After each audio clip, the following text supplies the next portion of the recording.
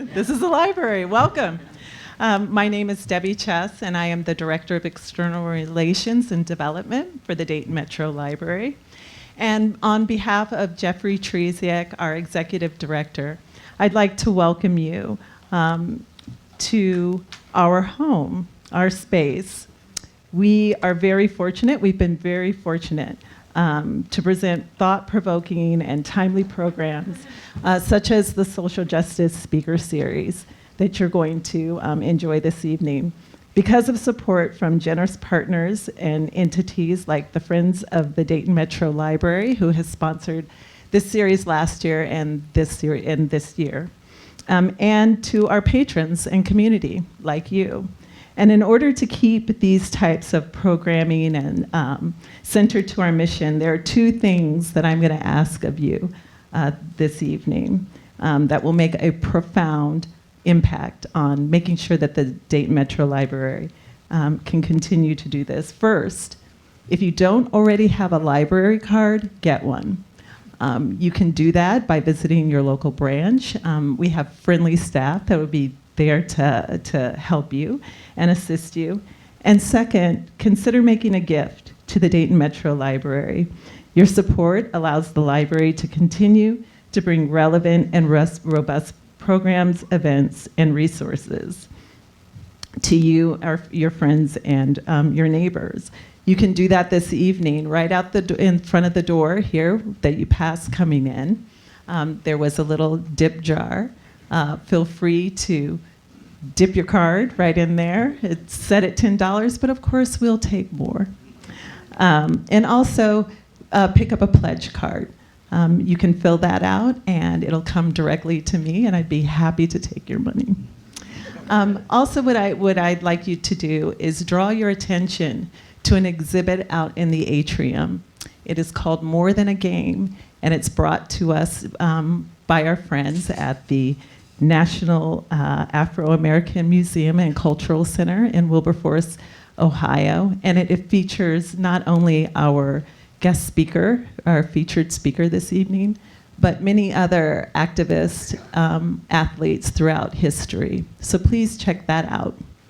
I'm going to ask you also, if you have spaces between you, move in to accommodate more of the crowd that might be standing in the back. And with that, I'm not going to take up much more of your time, and I present to you Dr. Carlos Marshall.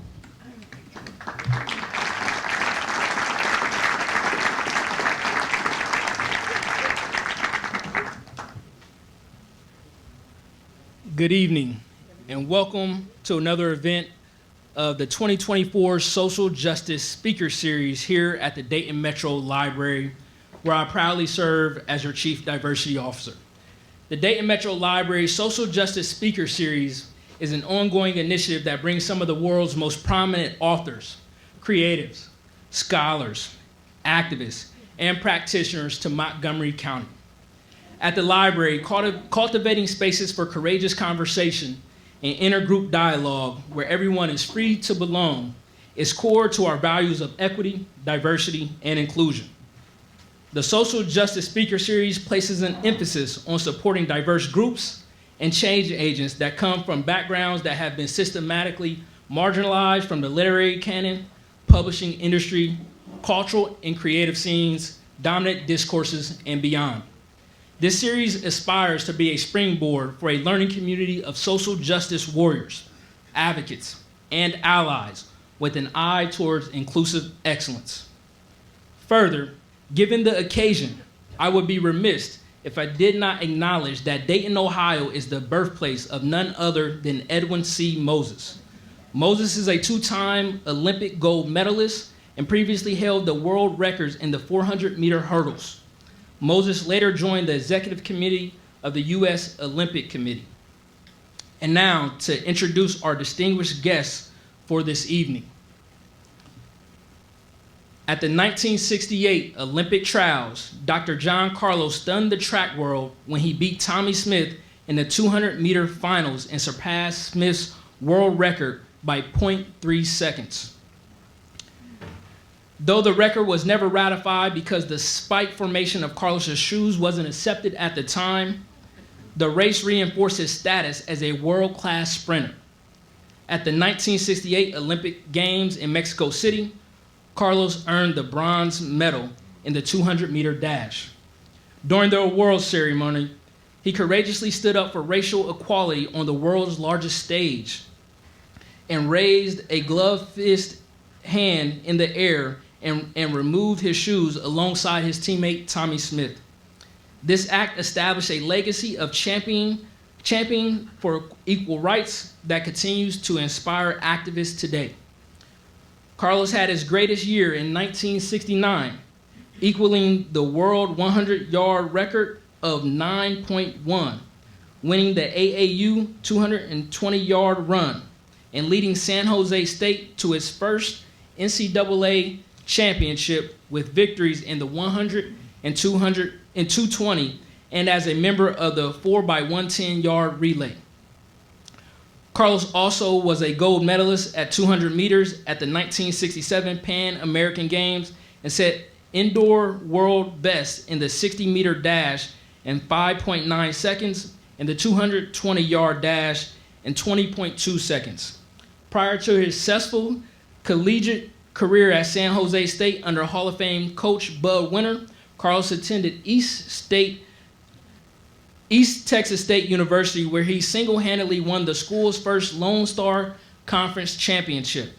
Following his track career, Carlos tried professional football, where a knee injury curtailed his one-year stint with the Philadelphia Eagles. He then went on to the Canadian Football League, where he played one season, each for Montreal Alouettes and the Toronto Argonauts. In 1985, he became a counselor and in-school suspension supervisor at Palm Springs High School in California. In 2008, he accepted the Arthur Ashe Award for Courage for his salute at the 2008 ESPY Awards and was recognized at the White House by President Obama in 2016. Carlos continues to work for human rights and is a founding member of the Olympic Project for Human Rights. So without further ado, please give me a warm Montgomery County welcome for Dr. John Carlos.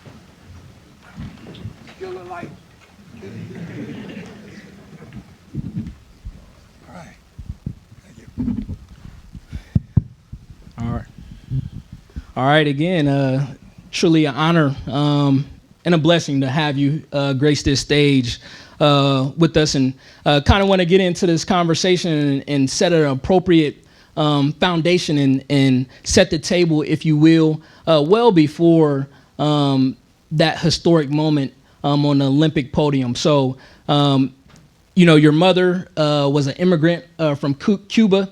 And you have also talked about how you were born at 6262 Lenox Avenue, right there a half a block from the Cotton Club and the Savoy Ballroom right there in Harlem, which was the epicenter of black culture. And you would talk about how you and your friends would provide performances and how that kind of gave you a sense of showmanship and flair to just kind of invigorate the crowd. So just talk to us about how your childhood and your upbringing there in Harlem kind of shaped your social, political, and cultural beliefs. Well, let me start by saying, Doc, you did your homework. I'm very happy and pleased to hear that. Well, let me see. I started out June 5th, 1945 in New York City, Harlem, New York, I might say. As Doc stated, I was born and raised between the Cotton Club and the Savoy Ballroom. As a youngster, I remember I used to open the windows at night, particularly in the wintertime, you know, cold, snow, sleet, and I used to fight with my brothers constantly. Close that window, you crazy, what are you doing, open the window? But I was so into the jazz. I mean, you know, when Sarah Vaughan would come through there and sing, or Cab Calloway would come through, or Ella Fitzgerald would come. I'm there and I'm listening. Why am I listening? Because I think the Creator wanted to ground me, have my feet on the ground. And music was the thing that would settle Johnny down. So I learned from that. And then I ventured out and trying to find out what's my niche in society, what's my role, why am I here? I had been blessed. I had beautiful siblings, my brothers and sisters. I had a beautiful mom, came in from Cuba that was a loving mother, a caring mother. She took care of business, and her business was to take care of her house. My father was a First World War veteran. He had his own business. He was a shoemaker or a cobbler.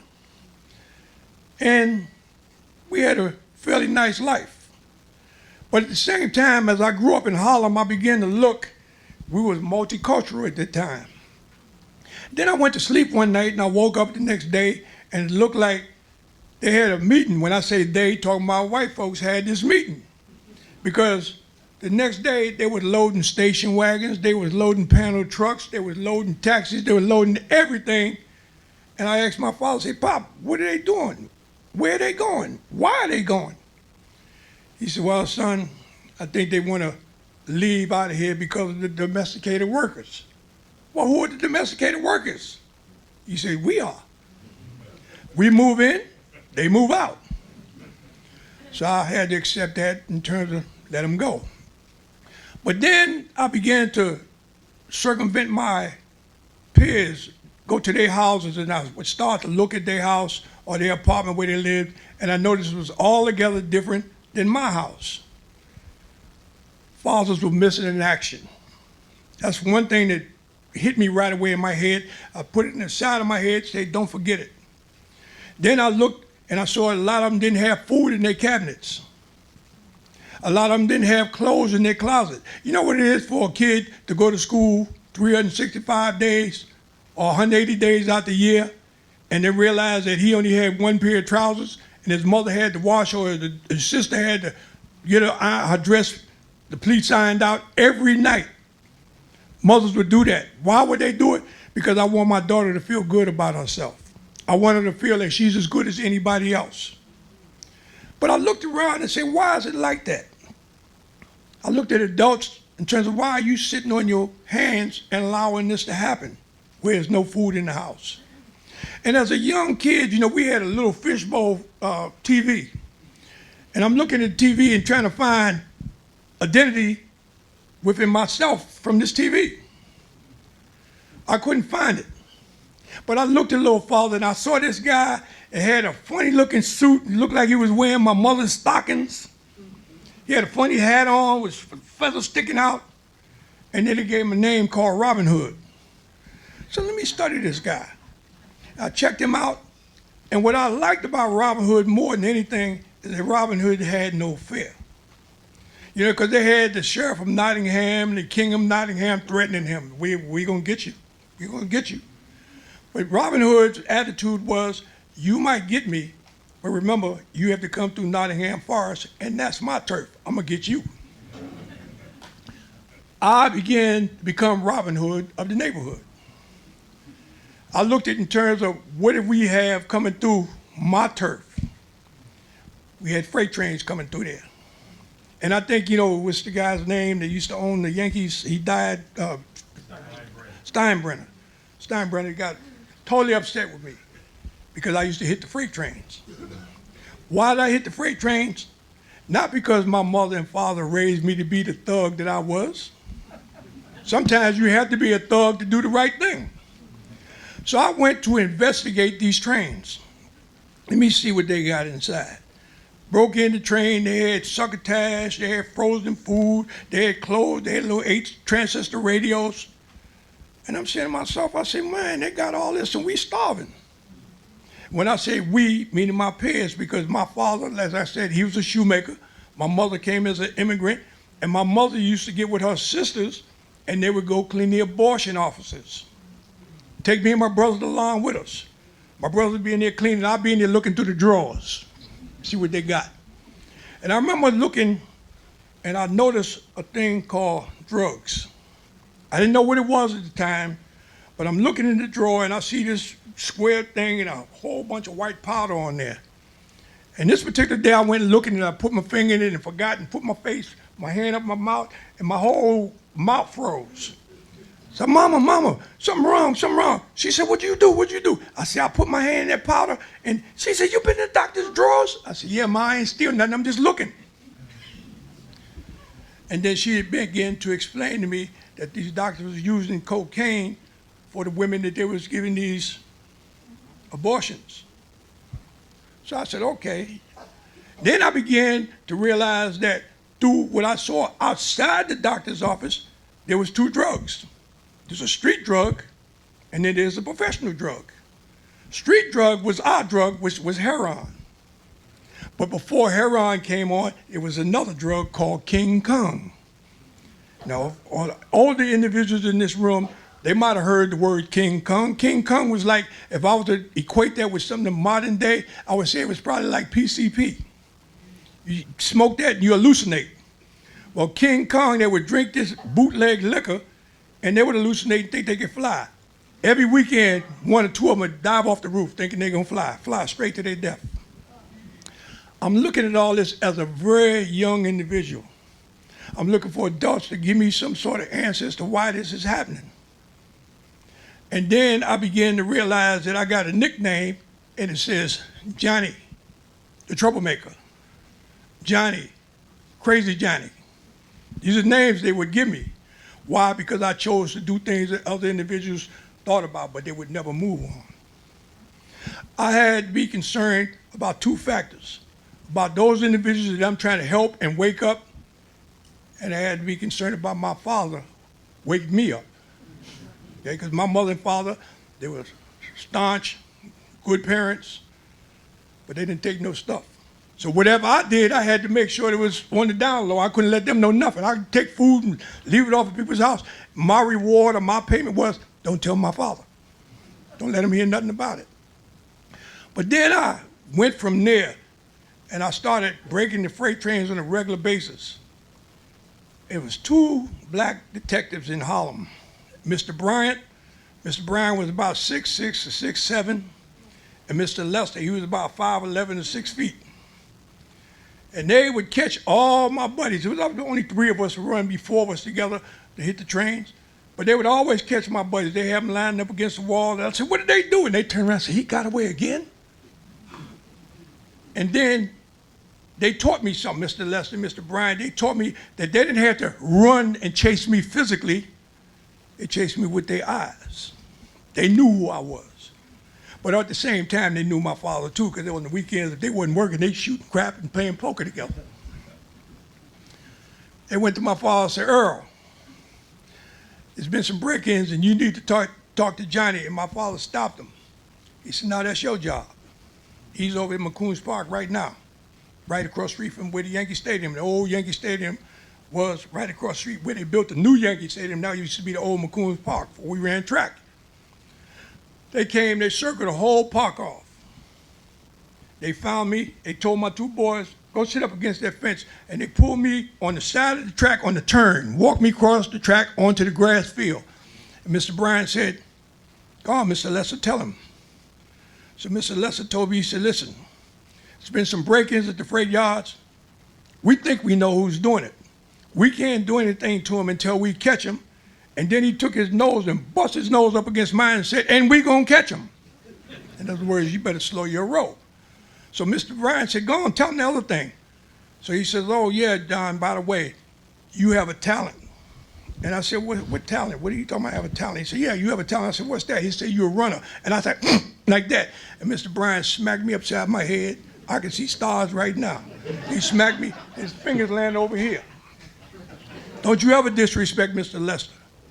I said, no, I'm not disrespecting Mr. Lester. Everybody in the neighborhood is a runner. Now, why did I say that?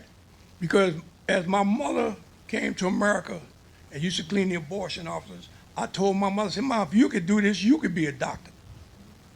Planted the seed in my mother's mind. She went to school, she became a nurse.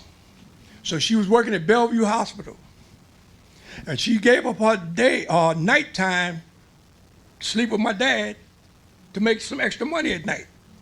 So she would get up at 10 leave the house, going to work. This particular day, she went to work, came back about 11 o'clock, 11:30, knees bleeding, stockings all ripped up. So all the men in the house, my father, my brothers and I, we all upset. What happened? Well, somebody snatched my purse. Mind you now, at that time, black kids didn't have no jobs. That was their job, to snatch a woman's purse and run and see whether she had $5 or $10 in it. So I told him, everybody's a runner. When we said to my mother, say, who did it? She said, oh, some kid. We're going to find him. My mother said, nah, all I need is some Mercurochrome and iodine, I'll be fine. No, we're going to find him, Mama. My mother said, y'all don't need to find him. I got my purse back. And when she said that, it got my father's attention. He jumped. He said, what, you did what? See, I got my purse back. She said, how you get your purse back? She said, I ran him down and got it back. Okay? So I think that's where all my running ability came from. So anyway, from that point on, I'm starting to look at it in terms of, one more time, what is my role? Is my role to hit freight trains, or is my role to try and help other individuals? I'm looking at the guys shooting drugs in Harlem. I'm disturbed about the fact that they're shooting drugs because we had preludes to what happened to people that use these drugs. And I'll give you an example. I had two sisters. They were so black and so beautiful, looked like black roses. They were so pretty. But they got to using the drugs. And you ever seen something, a little sore turn into a big sore and then it just gets nastier and nastier? Well, that's the way those girls went. So when I saw that happen, and I saw so many men up on the roof shooting them drugs.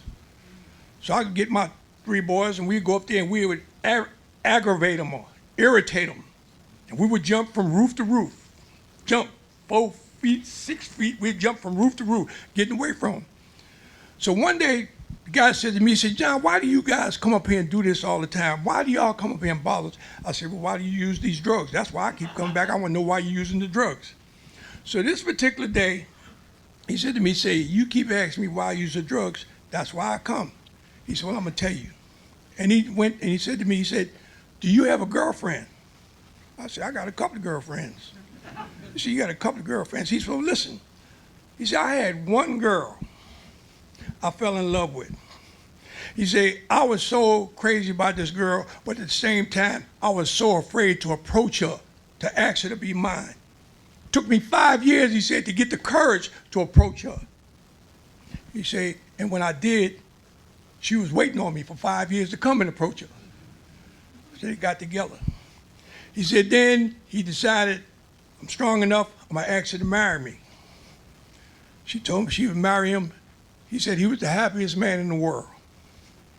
He said to me, he said, I said to myself, I'm gonna be the best father, I'm gonna be the best provider, I'm gonna make sure that my kids are in school, I'm gonna be on the case. What happened? He said, hold on, I'm getting to it.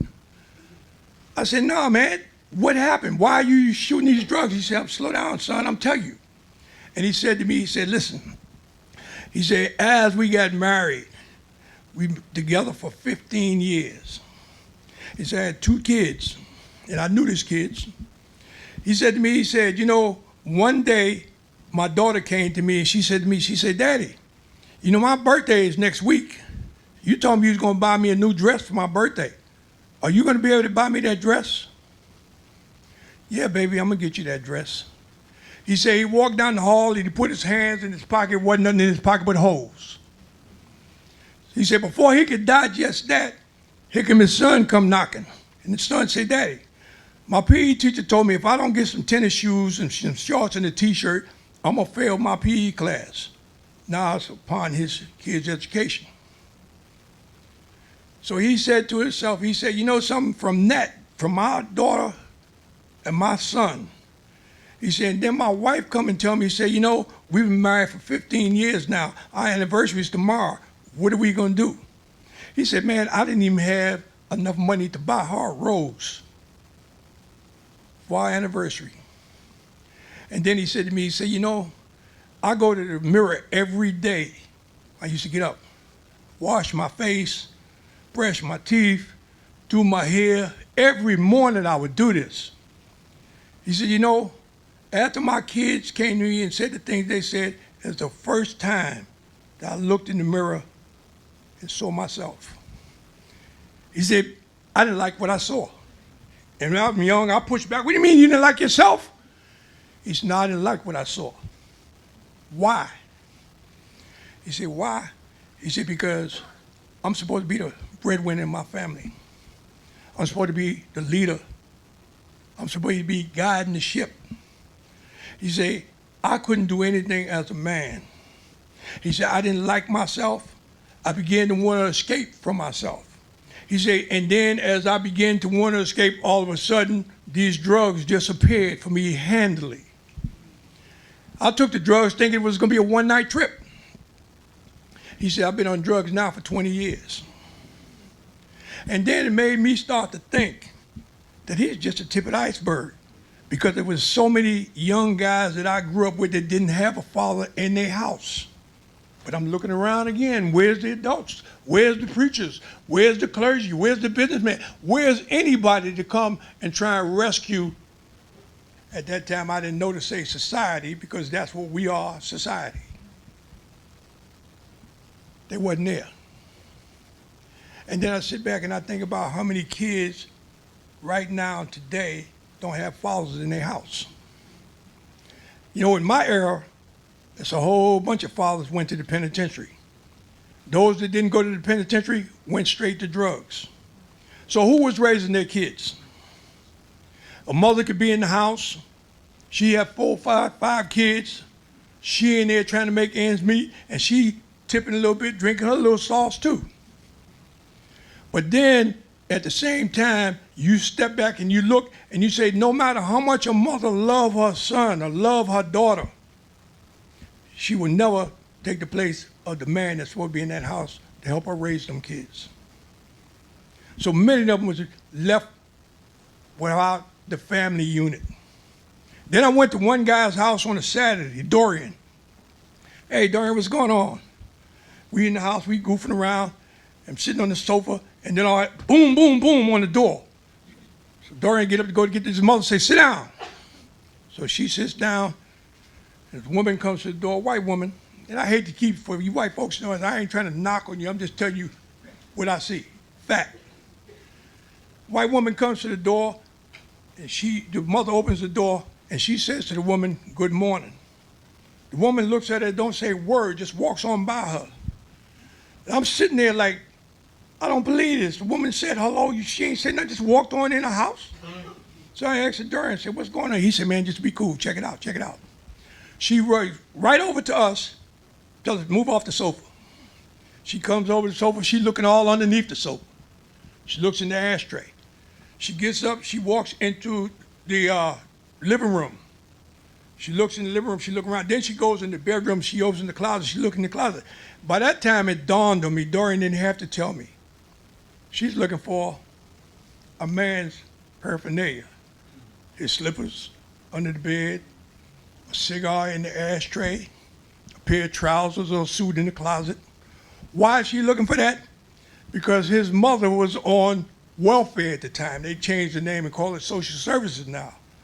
Well, she was on welfare. And then I began to realize that welfare, what they said was supposed to help us, in turn was hurting us. How did it hurt us? It hurt us because the first rule of welfare was that you could not have a male figure in the house if you're on public assistance. How you gonna raise kids and you don't have no daddy around?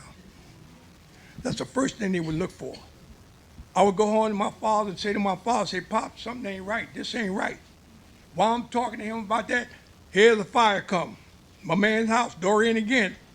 Dorian and I come home from school, from grade school. Come home, getting ready to go back. My mother just had my sister in the hospital. We can't go up in the hospital, so the mother used to have to take the baby and hold her in the window so you can see. So Dorian, I'm not going back to school, man. You go on, I'll see you later. He takes off. About half an hour after he leaves, I go outside and I see smoke billowing out of his window. I run back in my father's shop and say, Daddy, Dorian's house is on fire. Dorian's house is on fire. He said, well, run over there and pull the fire alarm. But I was a little too short to pull it, so I had to be jumping 3 or 4 times before I got it. But I got it. When the firemen came, they went up in that place. They chopped up every piece of furniture. They threw what they could throw out on Lenox Avenue. And I'm looking. And I wasn't a typical kid to look. I'm looking because I want to see why they chopped it up. I don't see anything burnt. I don't see no burnt furniture. I don't see no burnt clothes. Why is it all chopped up and thrown out here? So I go back into my father's shop and say, Pop, why'd they do what they did? Why'd they chop up their furniture and throw it out? And he said, it was a fire, son. That's what the firemen do. I said, Daddy, come outside. I need to show you something. Son, I'm busy. Daddy, I need to show you something. Please come outside. He comes outside. I said, Daddy, show me something burnt. My father looked at it. He looked at me. He said, wait here. He went in the backyard because they had the alley too. They had all the clotheslines and so forth. He went back there. Nothing burnt. Come back in the shop, and I could see he was bewildered himself. And I said to him, I said, Daddy, why they do that? My father said to me, he said, son, I just want you to realize now that all people are not treated the same. That blew me away. Come to find out, wasn't nothing on fire.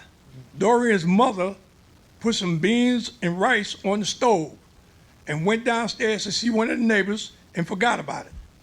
So the pot burning up, smoke coming out, they saw that because when you walk into an apartment in New York, as soon as you go through the door, the kitchen is to the right or to the left.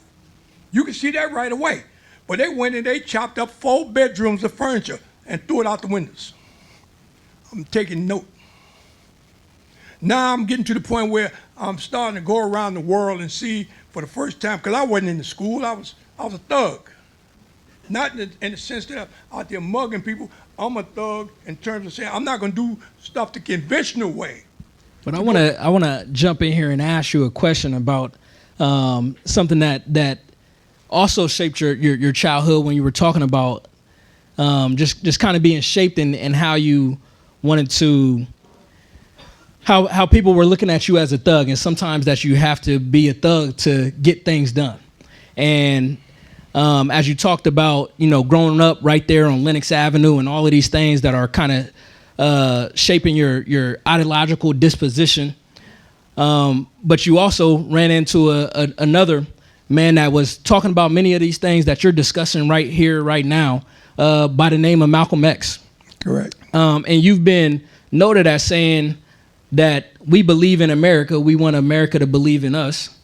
And we were serving America, but America wasn't serving us. So you've spoken at length about how you would go and see Malcolm X speak at the mosque, just blocks away from where you grew up there on Lenox Avenue, and where you also saw him speak in the Audubon Ballroom in Manhattan, which is where he was ultimately assassinated.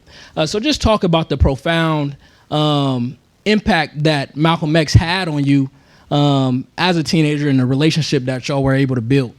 Well, he had a profound impact from day one. I'd come home and, at that time, like I say, very few of us had TVs. But our radio was our big thing. And I hear this guy speaking on the radio. He's speaking on a lot of issues that my father spoke on when we was in-house. But here's a man speaking to the world, speaking on the same issues. I like this guy. Who is this guy? My father told me, he said, that's a young minister to come in to take over the mosque on 116th Street. Pop, I want to go down and check him out. Nah, son, you don't need to go down there because you're going to go down there and get yourself in trouble. I ain't going to get in trouble, Pop. You can't go. So I waited. I heard him a second time. I heard him a third time. By that time, I didn't build up enough courage to tell my father, say, Pop, you're going to have to get this butt because I'm going down there. And he looked at me, he told me, he said, well, son, you seem like you made up your mind. You go on down there, don't get yourself in trouble. And I'll never forget when I went down there, they were laying out the chairs, pretty much like these here, but they were wooden folding chairs. And they had all the chairs laid out, and they had 2 elderly gentlemen sitting up front. So I go in and I say to him, I say, hey, guys, who is Malcolm X? He said, he is over there. So there's 2 guys over there. I said, which one? They said, with the one with the glasses on. I said, man, that's not Malcolm X. Oh, no, that's Malcolm. No, it's not Malcolm X. What make you think he's not Malcolm X? I said, man, he's too light-skinned to be Malcolm X. Why? Because he was blowing so black in terms of for black people. I just knew he was black as my shoe. No, that's Malcolm X. But the minute he went to the podium, I knew instantaneously it was him. So I sat there, I observed, I sucked up everything like a sponge. And at the same time, while I'm sucking it up and saying, man, I got to get the courage up the same way my man had to get the courage up to ask that girl to be his girl. For me to go to him and say, Mr. X, is it possible I can go with you from one location to the next? The fourth time I went down there, I approached him and I said to him, I said, is it possible I can go with you from one location to the next? And he looked at me and he smiled. I'll never forget, I never saw a black man would have a dimple in his chin. And he had dimples in his cheek, but he had the one in the chin, kind of made me stick out like he's different. He said to me with a smile on his face, he said, why you want to go with me? I said, because I have questions and I'm trying to find the answers. He said, oh, you have voids and you're trying to fill the gap. I said, yes, sir. And he looked at me and he smiled and he said, you can go with me if you can keep up.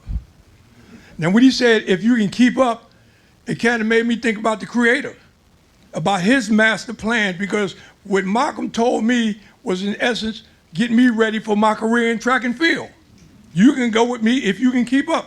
And I knew I could keep up with him for the mere fact that I had two older brothers and they were taller than me, and we would go down to Central Park, spend up all our money, so we didn't have no car fare, so we would walk home. They'd take big strides and I'm jogging behind them. So for me to jog behind Malcolm was nothing. And I got a chance to become like his little brother. He wasn't a father figure, he was more like a brother, teaching me, calming me down, building my strength, building my character. And my father even saw a change in me. He told me, he said, look like Mr. X is making some sense to you. I said, yeah. He said, well, I've been telling you the same thing. I said, Papa, I don't think you tell it the same way he tell it. So then I rolled with him. And the day that he died, 2 days prior to that, I told him, I said, Malcolm, I'm not going to be able to make the Audubon this weekend. Why? Because I had two partners of mine, we decided we wanted to try and get our New York driver's license. So we decided that we was going to take a road trip up to Bear Mountain. I don't know whether anybody back in the New York area know about Bear Mountain, but you have to pass West Point on the way. We driving, and I'm feeling kind of bad that I wasn't there to hear the speech that he was giving at the Audubon. And by the time we just passed West Point, it came on the radio and said Malcolm X was shot. But we turned the car around so fast, the car wasn't going fast. Now we wanted to get out and run. But we got back there to the Audubon, all the people in the street was crying. It was milling. Yeah, I even seen some of the police had tears in their eyes. And by the time they got him over to the hospital, it was right across the street.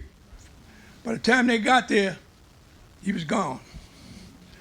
I can tell you right now, I felt for 20 years, no less than 20 years, I felt so bad and so guilty and so hurt. Felt like I let him down because I'd been so close to him. And I didn't make that thing that day, and it took his life.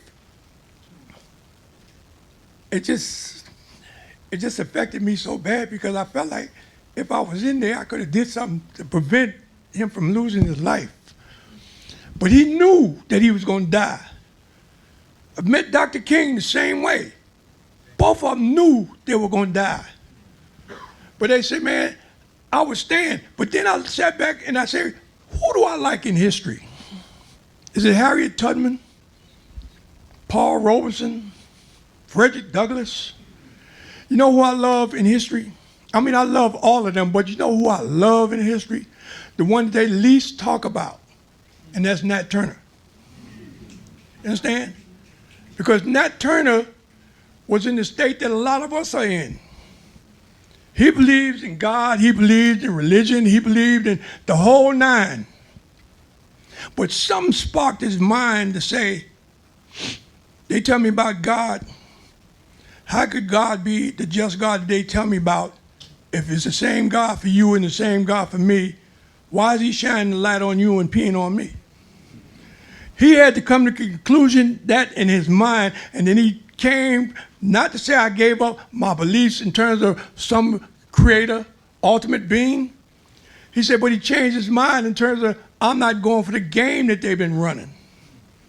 This is why more than anything in history, You sit back and think about all black people that made history. They don't wipe their history out like they try and wipe Nat Turner's history out. Why? Because Nat Turner showed you inner strength. You sit back, you think about, brother, I know you got another question. Go for it. But I'm rolling. Go for it. Go for it. Go for it. You sit back and you think about guys that actually do something. Now here's I'm gonna give you the latest one. This is the sports thing here. Who's the NBA champion? Who's the outstanding player in the NBA championship this year? Jaylen Brown. Jalen who? Jaylen Brown. Who was the most outstanding player at the All-Star game? Who? No. Who said Jaylen Brown? Jaylen Brown was the MVP for the All-Star game and the NBA championship. Why do you think Jaylen Brown didn't make the Olympic team? Huh? Think his game wasn't good enough, huh? Huh? No, what it is that Jaylen Brown expresses himself as a very wise young man, such as this man here, highly intelligent, know who he is as a human being, and more so as a black human being. He knows his history. He has no fear about expounding upon his history. He has no fear about expounding upon that. I just signed the greatest contract in NBA history. But my contract is not from my pocket. I want to create Black Wall Street. Because he's so intelligent, because he maintained his ethnicity, they decide we're going to punish you. You won't go to the All-Star game. Now, I know back in the 50s and the 40s, if they did that, all the black players would pull together and say, man, if Jalen ain't there, I ain't going to be there. But now they done trained us to kick one another to the curb, put one another down, talk about us. This is why God pushed me to be who I was. I was born June 5th, 1945, to be on the podium June 16th, 1968. Now, how do I know this? Hey, listen, let me just say this, man. Say this one time. I don't like applause, okay? On a serious note, I don't like applause. And I always tell them, say, you know, they got security in here. If you applaud again, I'm going to call security. And my wife get upset when I do this. I say, but, you know, baby, I'm not here doing a soft shoe dance. I'm here delivering a message, and I want them to get the message. I don't want you to think that I'm here trying to take bows. I'm just trying to convey. But I want to get back into your message as you're talking about the intersections of athletics and activism, particularly black consciousness, as you alluded to, Jaylen Brown and others. But talk to us, as you said, that you were born for that Olympic moment in 1968. But there were critical moments leading up to that, such as you going out to East Texas State to run track after you had left Harlem. But you were already married at the time. But that was a school that had just been integrated 1 year prior to you arriving there in Commerce, Texas. And then eventually you would leave and go to San Jose State, where you met your teammate, My cohorts. yeah, where you met your teammate Tommy Smith. And they were called at Speed City. So just take us through a little bit about kind of what transpired at East Texas and how you arrived at San Jose State. Well, as the doc alluded to the fact that East Texas State was just integrated a year before I got there. Now imagine them being just integrated. So in other words, they say, yeah, we integrating on paper, but we haven't integrated in our minds. Now I'm coming out of Harlem with my Harlem Shuffle. You understand? I got my hat on like a thug. I come on in, and all the time they were trying to recruit me, my name was John Carlos. And my senior year in high school, I was married, and I tell people, say, I didn't get married until after my wife was going to have the baby, after we got married, not before. I'll make that clear. I always felt like I was a man, I'm going to do manly things. So I told my wife, I said, listen, I got an opportunity to go to college. Some guys saw me run track, and they want to offer me a scholarship. So you ready to leave here? Let's go somewhere else. She said, where? I said, Texas. Now, I don't know nothing about Texas because I wasn't into school. I didn't know about geography. I knew about things being bad in the South. I didn't even know Texas was the South. So the coach called me John Carlos, John Carlos, John Carlos. And my wife and I, we arrived in town, and I had another partner of mine out of New York. He and his wife came. We was gonna be the best of buddies. And when the plane landed and we get in this little airport in Dallas Airport, and they got this big bronze statue, the Texas Ranger. Now, I thought that was kind of nice, that big bronze statue. But when I looked to the right of the statue, it said restroom or bathroom. It said coloreds. But then on the other side, they had the bathroom said whites only. The right side said coloreds, didn't say coloreds only, it said coloreds and flies and gnats and water and anything else you want to throw in there. And I noticed right away that there was a difference between a white restroom where it was so pristine you think you could eat eggs off the floor, and over here you see water running and gnats flying, and I'm saying, well, you didn't clean up over here, what's up? So now here the coach come out to greet us. Now he done called me John Carlos all the time, young man, this, that, and the other. I got my wife, my daughter down there with me.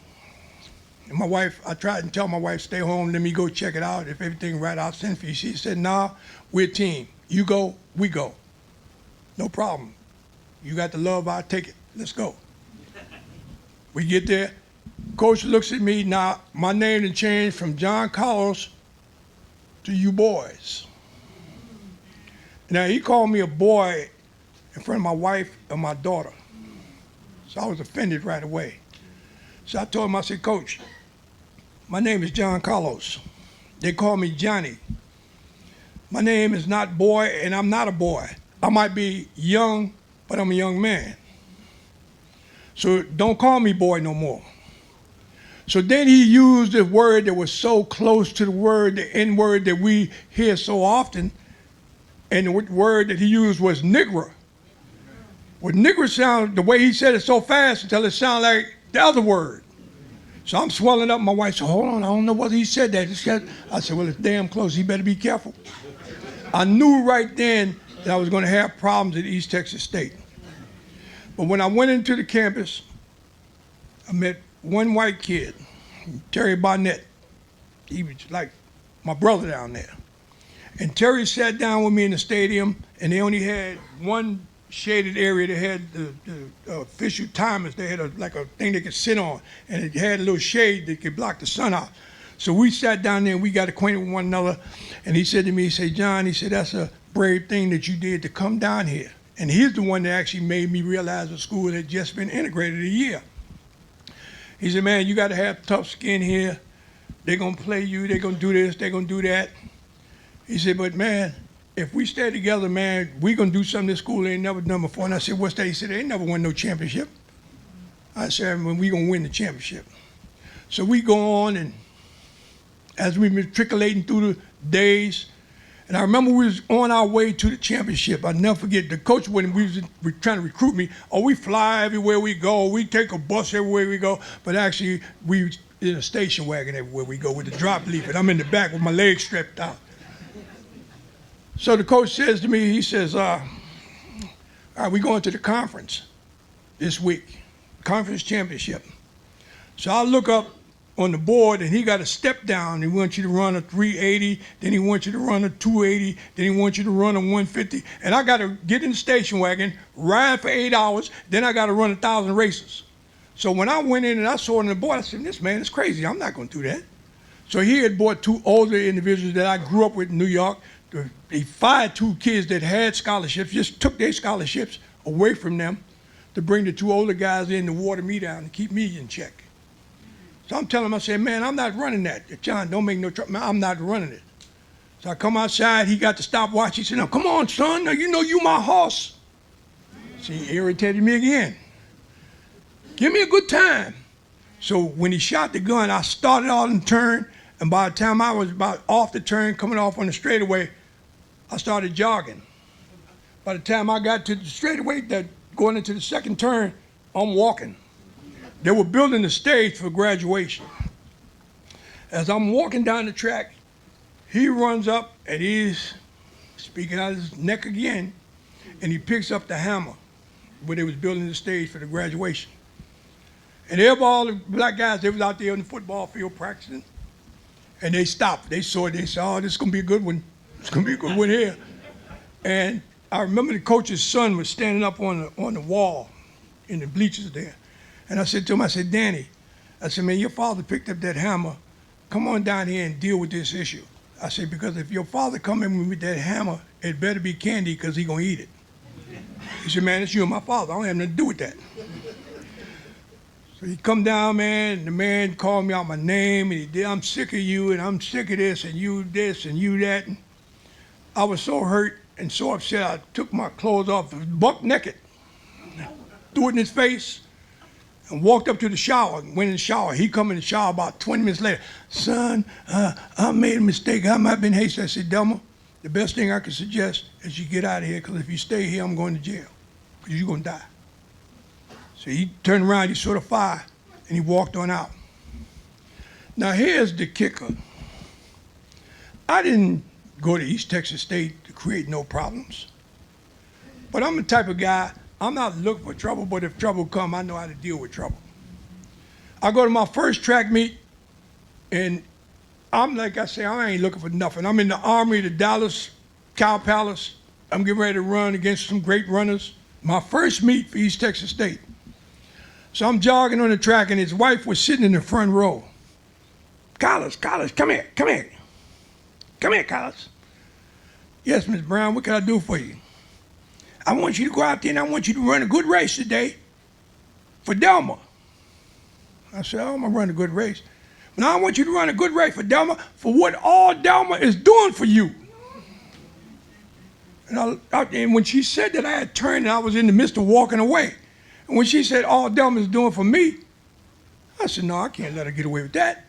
So I turned back around and I said, Ms. Brown, what did you say?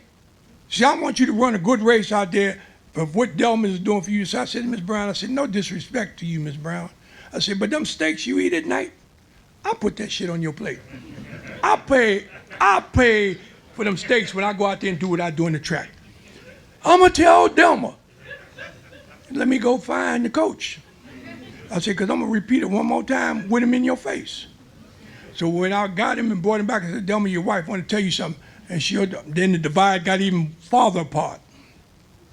I'm not a bad guy, but I can be bad when it's time, okay? So I said to him, I said, Delma, why your wife talking about what are you doing for me? What did you do for me? I said, man, I'm down here. You promised me this, you promised me that, told me my wife gonna have a job. My wife had a good government job, the executive secretary for one of the generals out at one of the islands over there in New York. Gave up the job to go down there. He tells me, well, don't worry about your wife gonna get a good job. Only way they gave her a job, I told her, you don't have no job from my wife, I'm out of here.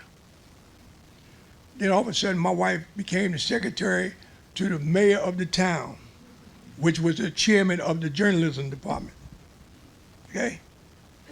But the thing that kicked it around, where I had to leave there, my daughter.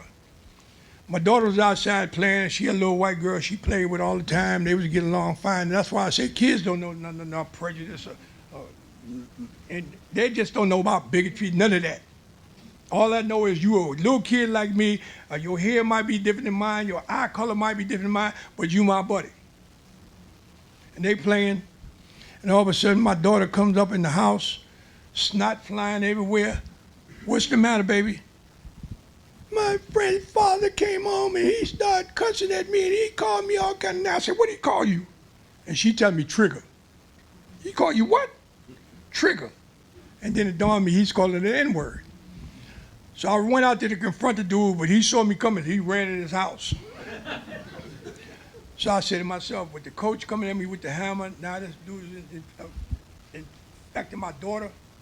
I said, I got to leave here because I would hate to give up everything that I stand for to go to jail for killing these individuals.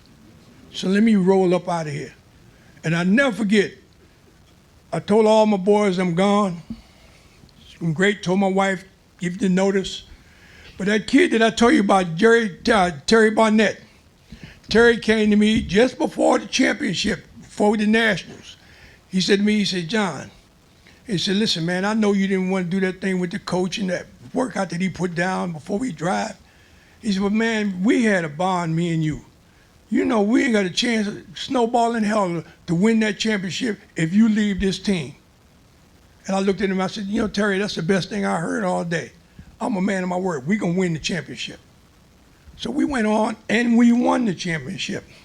But in the process of getting there to win the championship, we're in the station wagon and we driving all through Louisiana. Okay? And I see a black man. I'm sitting in the back of the station wagon, got my legs up and stretched out. And I'm sitting in the back of the station wagon and I see this big field. And I saw a black man.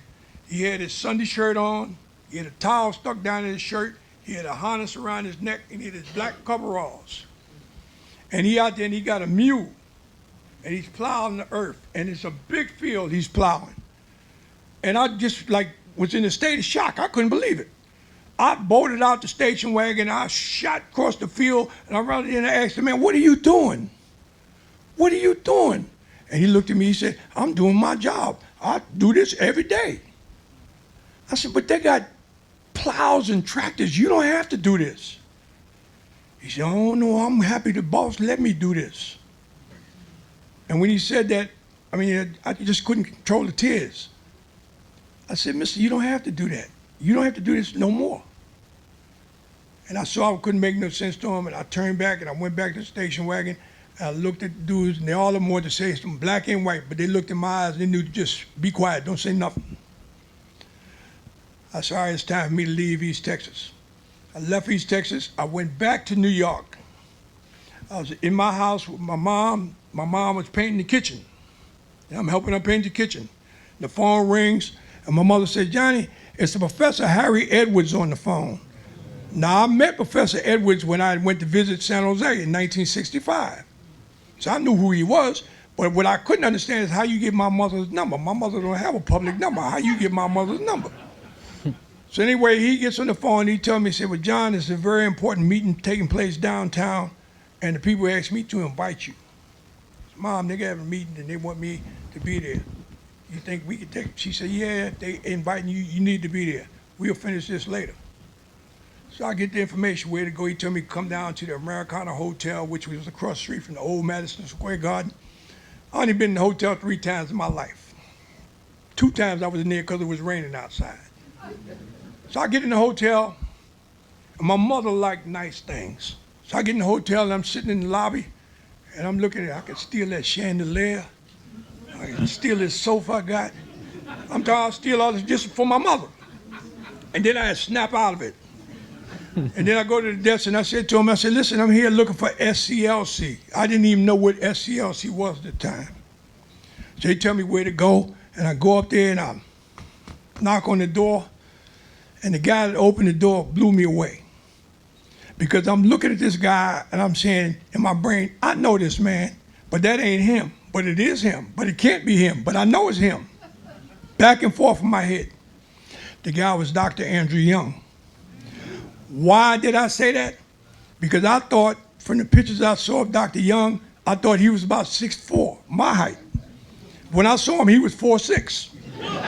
And I'm looking like, man, they must have been laying on their back when they shot pictures of him. But he was very nice, real cordial, invited me in. Would you like soda? Would you like a sandwich? The whole 9. So I'm there for I guess 10 minutes or so. And then it dawned on me, what am I doing here? Because all of the people was in there, the luminaries that we saw on TV that was involved in the civil rights activity. Abernathy, John Lewis, Roy Wilkins, all of them was in there. What am I doing in there? About 20 minutes later, a side door opened, and Dr. King walks into the room. Now you talking about somebody turning the petrified wood like I was like. And he could see probably me and maybe somebody else was in there nervous, but he came out cracking jokes, like he could be on Saturday Night Live or something. Kind of relaxed me. So he came and he said, look, the gist of this meeting is to state that I want to come out and support the Olympic boycott. Wow, that was huge. You, Dr. King, you want to support the '68 Olympic boycott? He says, yes. Then he went on to elaborate about various things. He said, I don't want to be in charge. I don't want to be in control of it. I want to be second in command. I think Professor Edwards is doing a great job. So when the meeting was said and done, he asked, was there any questions? Right away. I got a couple of questions, Dr. King. He said, yeah, what could I do for you? I said to him, I said, Dr. King, have you ever played any sports? He said, no. He said, I can't shoot pool. And when he said that, even to this day, I'm trying to figure out is pool a sport or is it a game? You know, I don't even know. But when he said that, I said to him, I said, well, Dr. King, why would you get involved in the Olympics if you don't do no sports? And he said to me, he said, that's a very good question. He said, imagine you get in a boat and you go out to the center of a lake, a big lake. He said, and then you bring the oars in the boat and you sit them down, and when you sit the oars down, you take a rock and put the rock in your lap, and you wait there until everything is still and serene.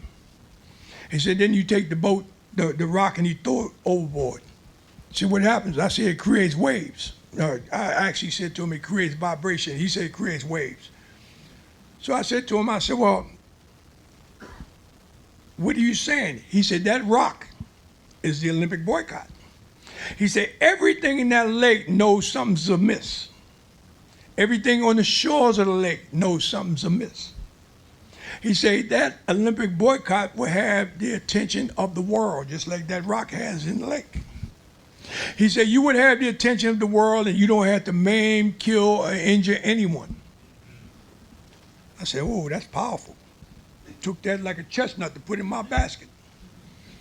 And then I said to him, thank you. And he said to me, John, you said you had 2 questions.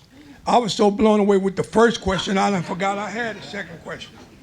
So the second question, I said to him, I said, Dr. King, you said that they sent you a letter, and this letter they said they have a bullet with your name on it, and you wouldn't have to wait long. Why would you go back to Memphis if they talking about killing you? And he said, well, John, you know, there's the sanitation workers back there. He said they're underpaid. They don't have medical. He said they got poor whites that's working the same situation. He said, I have to go back there and stand for those that can't stand for themselves. I understood that. But then he told me something that enlightened me to this day and probably be with me for the rest of my life, made me understand a lot. He said, and John, I have to go back and stand for those that won't stand for themselves. See, I always knew about the guy that couldn't stand. He wanted to stand, but they'd suppress him and hold him down. But then they had individuals that was free that could have raised up and just say, man, if nothing else, I'm just going to speak on the issues. He had to go stand for them as well. I said, Dr. King, but they talking about taking your life. They talking about killing you, snuffing you out. He looked at me and he smiled and he said to me, he said, John, he said, listen, I've done many things in the flesh that I'm revered around the world. He said, I would be pale in comparison if they was to take my life. He said, because what they thought I was in the flesh would be nothing compared to what I would be in the spirit. He said, when I die, it would be like fire around the world. And when he died, it's been that way, and it's been that way ever since. Absolutely. Hey, appreciate you sharing that and imparting us and just placing us in the room with you on that day. And when you talked about many people could stand but wouldn't stand, and you ultimately did take that stand. And I also want to provide appropriate context for people. Hey, Doc. Yeah, go Hey, ahead. listen, guys. For all you guys in here, any of you guys know anything about prostate? Well, I'm going to have to take a prostate break. Okay. So please forgive me. Okay. I'm going to run, and I'm going to run right back. All right. I got to go. I don't want to make a mess around here. Yeah, for sure. Yeah, I got you. Yeah. I apologize. Oh, no apologies needed. We definitely appreciate it. But just wanted to provide everybody appropriate context to what was going on with Dr. Harry Edwards there in San Jose State, related to just the just around the protests and what people were advocating for, just for additional black coaches to be on the committee, but also wanting South Africa to be barred from the Olympic Games because of it. They were going still due to the apartheid and things at that time, and obviously there was a lot on the line. Obviously, people had trained their entire lives for the chance to participate in the Olympic Games. So ultimately, you, as well as Tommie Smith and others, decided to participate in the Olympic Games.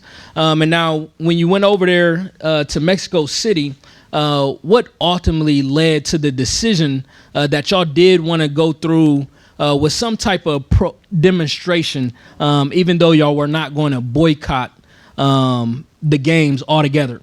So just talk us through just what led up to deciding that we're going to do some type of demonstration, and then what took place there on the Olympic podium. Well, it started out at East Texas State University. I just happened to be going to the mailbox to get my mail, and I saw Track and Field News, and they were talking about the guys at San Jose State was proposing a possible boycott of the Olympics. I thought that was the best thing since gumdrops. But I didn't pay no attention to it in terms of my being involved in it. I left East Texas and I just went on back to New York. But then as I got that call from Dr. Edwards and he invited me to the meeting, after the meeting, he said to me, he said, John, he said, you going back to East Texas State? I said, no, sir. He said, it's possible I can get you a scholarship at San Jose State. So I had to go back to my wife and say, hey, baby girl, you want to try it again? Said, they just offered me an opportunity to go to San Jose State. Said, it's in California, and I got a buddy of mine. Don't go to California, man. They're going to break up your marriage out there. Don't go. So I asked her, she said, oh, sure, let's give it a shot. So I get out to San Jose, and I get a chance to meet Tommie Smith and Lee Evans, Kirk Clayton, all the guys. As the doc said, it was called Speed City.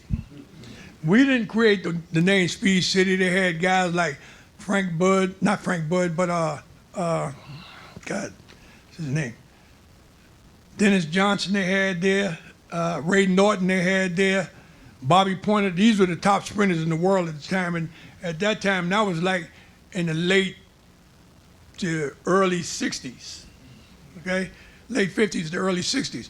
They were the ones that established Speed City. When I got there, it was Tommie Smith, it was Lee Evans, and a handful of other individuals.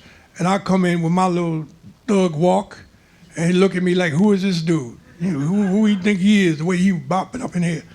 And I checked it out right away and saw that, Mr. Smith and Mr. Evans, they had it locked down. And they were great sprinters, and they carried themselves like they was above everybody else. I never liked that. I don't care who you are, you ain't above nobody. But they carried themselves like that, so I would look at the other guys and say, man, they ain't all that. I said, let me show you what I'm gonna do to them. So I start spanking them to let them know you're gonna give respect, you ain't all that. So then right away, quite naturally, they didn't like me. But they had to put up with me because I wasn't going nowhere. So we ran relays together and so forth like that. But then we got to the point where we were talking about this potential boycott.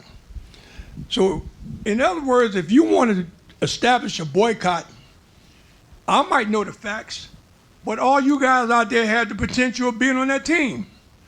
So my responsibility is to go back and make sure that I refresh myself in terms of the whys, wheres, and whereabouts of a potential boycott.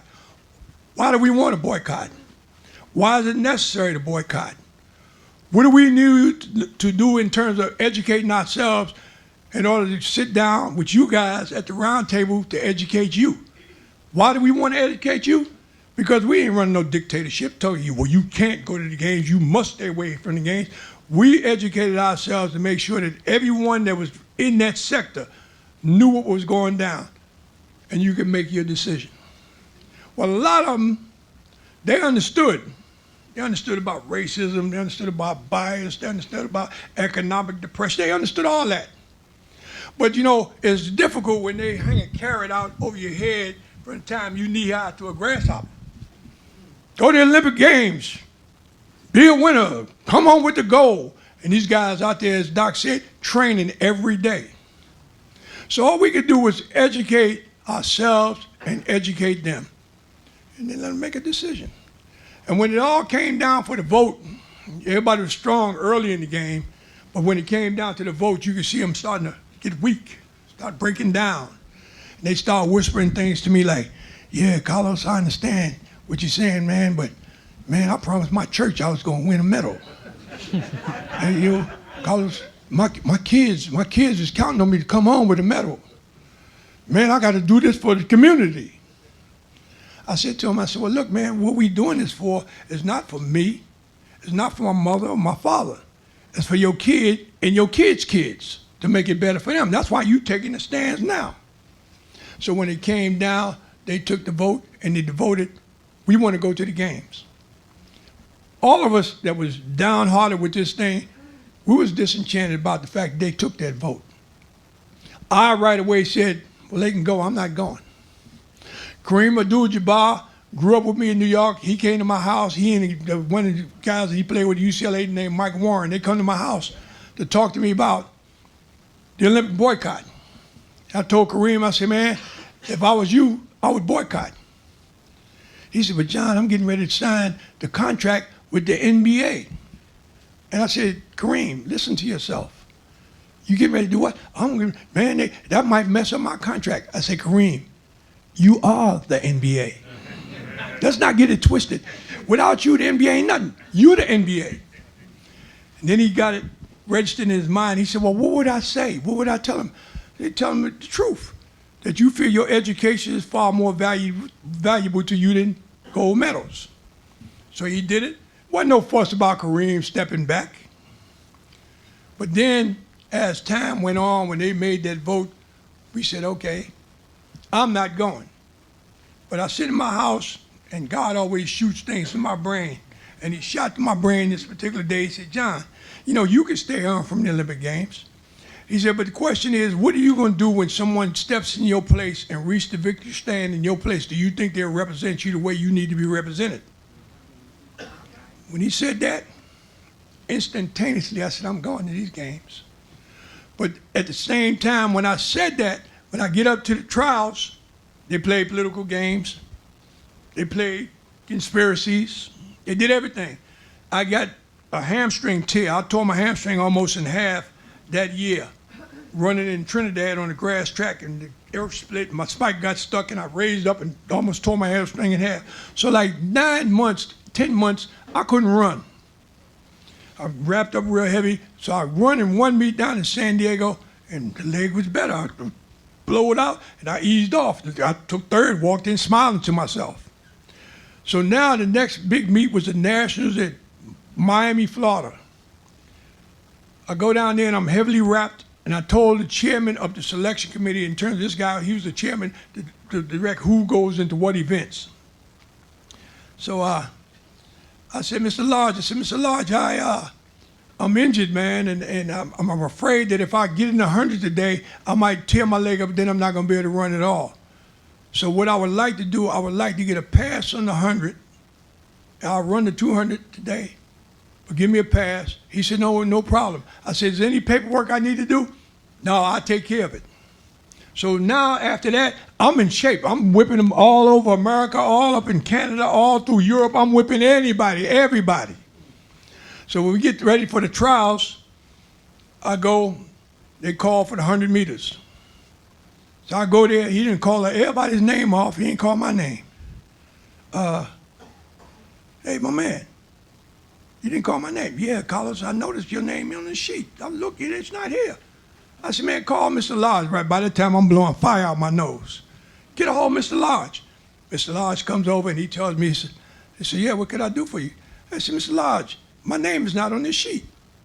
I said, you told me you was going to take it. He said, you didn't do the paper. I said, man, you told me you were going to handle it. So I find out later, years later, that it was a conspiracy to keep me out of the race. So, okay, I went on, I run the 200. The world record for the 200 was 20.3. I knocked the world record down to 19.70. So I didn't just break the record, I blew the record up. But then they came back and told me, Oh, well, you're not going to get credit for the record because of the shoes you had on. Okay? Like the shoes did the running. You know? I told him, I said, no, man, I had a cat chasing a mouse and a dog chasing the cat. That's how I got it. The shoes didn't do it. The conveyor belt did it. Well, John, you're not going to get the world record that you set. And I'm thinking right away, what am I going to tell them? And I said to him, I said, sir, let me just say this to you. Any records that I set or anyone else sets is for America. It ain't for me. I can't hang that record around my neck and go to the grocery store and say, man, my kids are hungry, feed me, I'm the world record holder. And get your record holding ass out of here, they're going to tell me. Okay? So, after they did that, we get to the games, we do our thing at the games. Years later, I'm on a thing, and it was a debate about Tommy Smith, because I had made the statement, but I gave him the race, which I did. We'll debate about this when we go before God, because I know what happened. He do too. But the bottom line is, when we get there to the stadium to run the race, I said to Tommy, I said, man, I want to make a statement. What's your take on that? He said, man, I'm with you. When he said that, two things came on me. First thing is, he could have the race.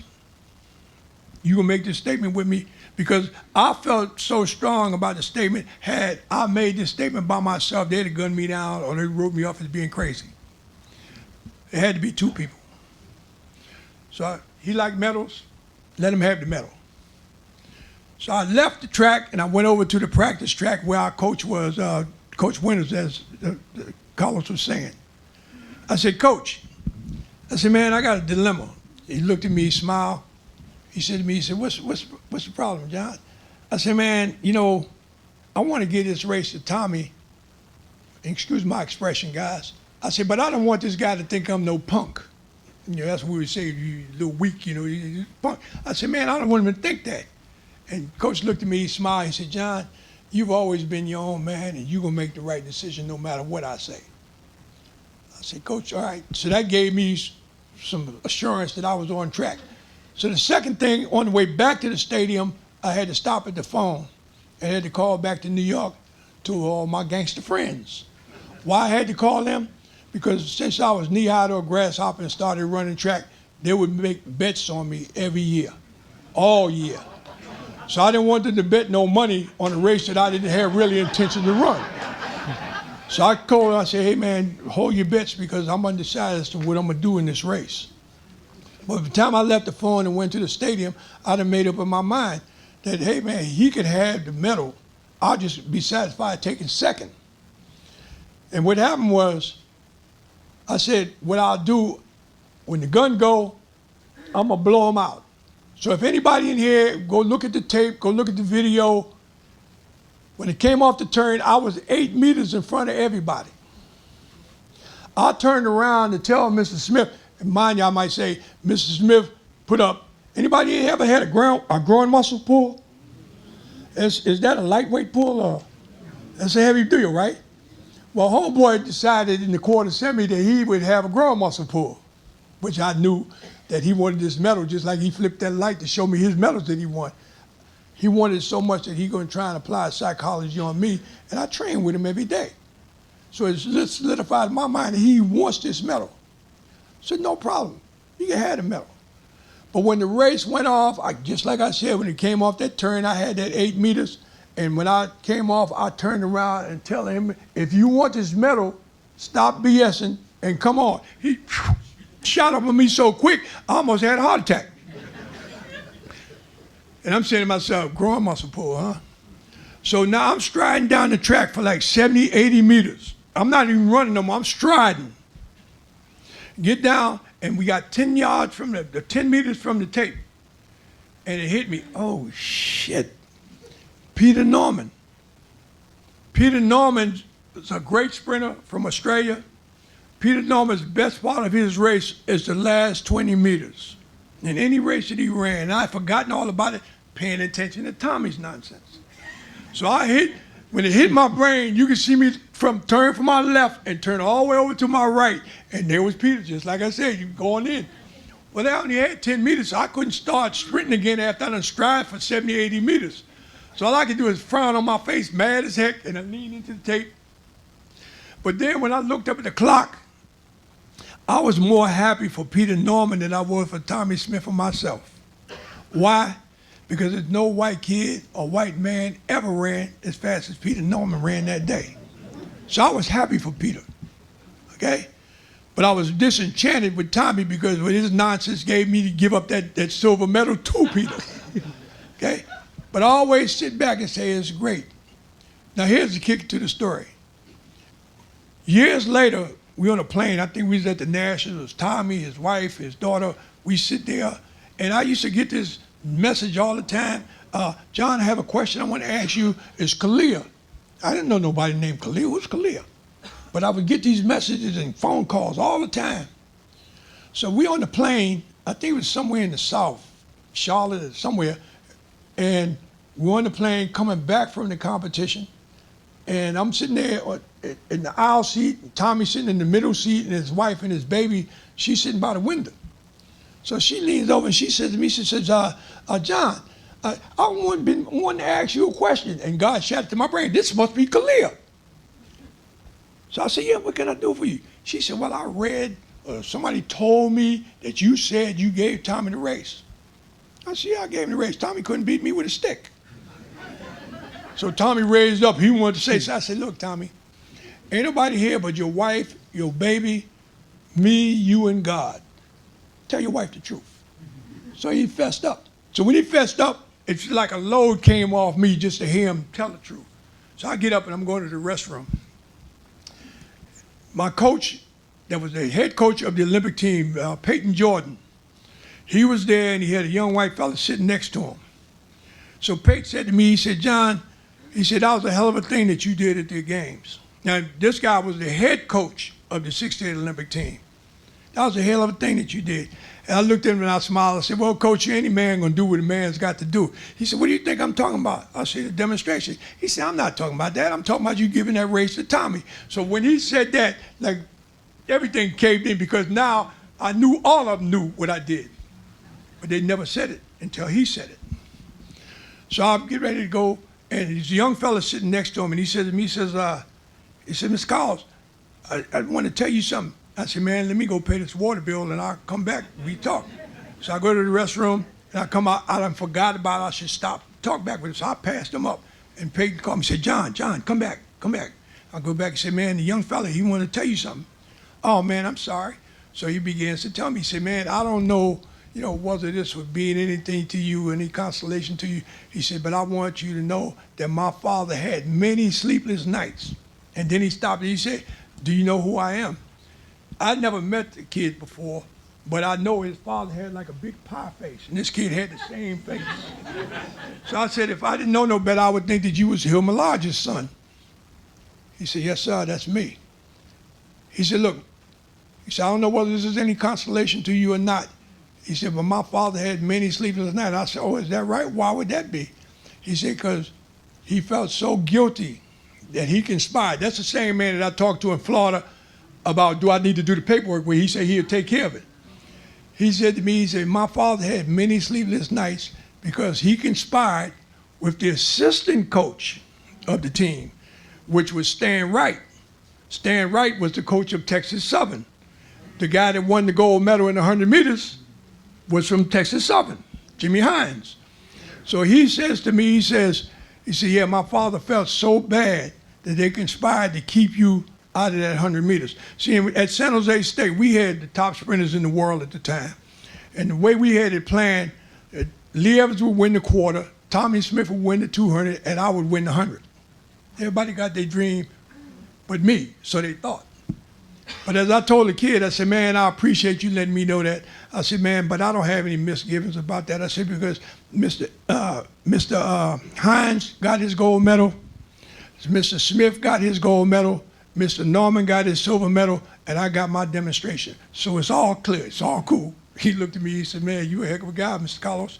I said, man, all that's water under the bridge, but it's nice to know that someone could verbally tell me that they conspired to keep me out of those races.